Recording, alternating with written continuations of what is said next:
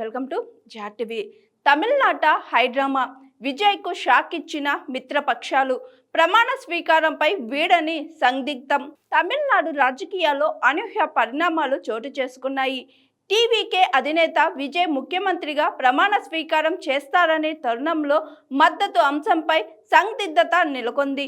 తాజాగా Indian union ముస్లిం విజయ్కు మద్దతు ఉపసంహరించుకోవడంతో సమీకరణాలు ఒక్కసారిగా మారిపోయాయి.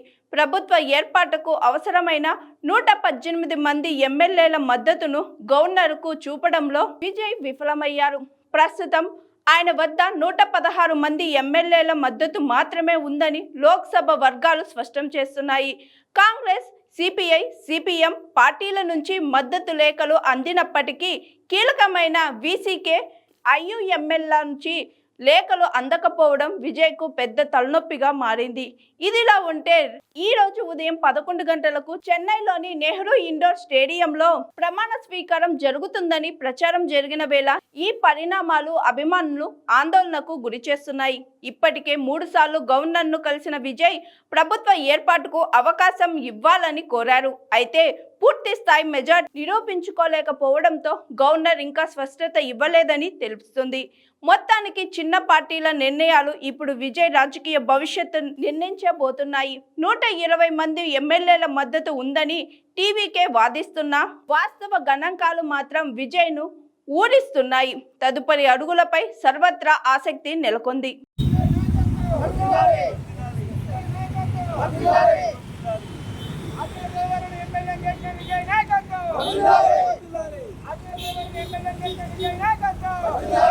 నా పేరు వేముల మారయ్య, ఆటో యూనియన్ రాష్ట్ర అధ్యక్షునిగా మాట్లాడుతున్నా. ఈరోజు దేశంలో ప్రజాస్వామ్యాన్ని ధనస్వామ్యంగా మార్చి సామాన్యులకు ఎన్నికల్లో పోటీ చేసే అర్హత లేకుండా చేసిన నేటి తరుణంలో మరి తమిళనాడు టీవీకే అధ్యక్షులు విజయ్ దళపతి గారు మరొక సామాన్య అట్టడుగు వర్గాల బిడ్డలకు మరి కారు డ్రైవర్కు, ప్రత్యేకించి ఆటో డ్రైవర్కు మరి ఎమ్మెల్యే టికెట్ ఇచ్చి వాళ్ళను మరి శాసనసభకు పంపించే సందర్భంగా మేము తెలంగాణ రాష్ట్ర పక్షాన వారికి ప్రత్యేకమైన ధన్యవాదాలు తెలియజేస్తూ మరి నాచారం ప్రాంతంలో ఉన్నటువంటి మరి వైజయంతి ఆటో స్టాండ్ దగ్గర తన ఫోటోకు ఆటో కార్మికులందరం కలిసి పాలాభిషేకం చేసి యావత్తు తెలుగు రాష్ట్రాలు ప్రత్యేకించి తెలంగాణ రాష్ట్ర పక్షాన మరి ఈరోజు పాలాభిషేకం చేసి విజయ్ గారికి ధన్యవాదాలు తెలియడం జరిగింది.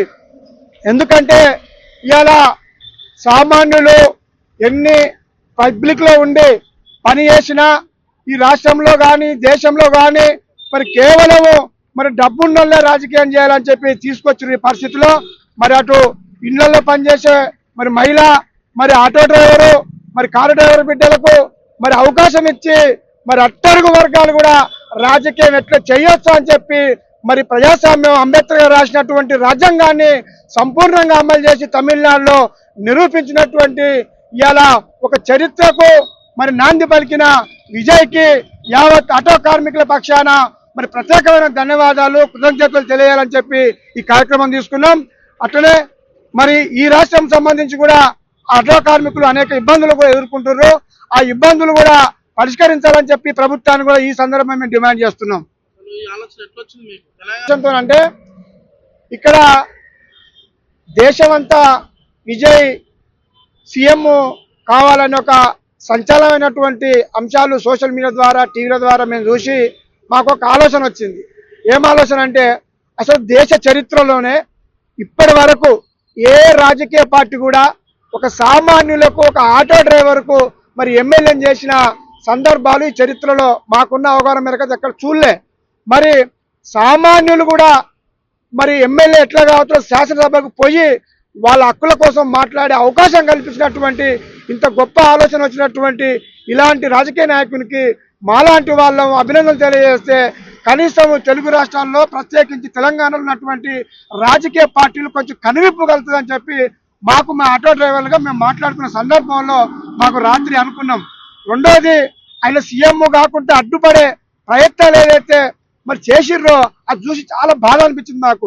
అరైనా ఒక ప్రజాస్వామ్యాన్ని ఒక పద్ధతిగా మరి ప్రజాస్వామ్యంలో ఉన్నటువంటి అనేక హక్కులను మరి ఆయన ముందుకు తీసుకుపోయిన క్రమంలో మరి అలా అవతల వ్యక్తులు మరి ఆయనకు అడ్డుపడే ప్రయత్నం చేసిరు. ఇది అన్యాయం కదా అని చెప్పి మాకు ఒక ఆలోచన వచ్చి తనకు పాలాభిషేకం చేయాలని చెప్పి మేము ఆటో డ్రైవర్లుగా మాట్లాడుకొని ఈ రోజు చేయడం జరిగింది. Hi, this is Swathi. Like చేయండి, షేర్ చేయండి, కమెంట్ చేయండి అండ్ సబ్స్క్రైబ్ చేయండి GR TV.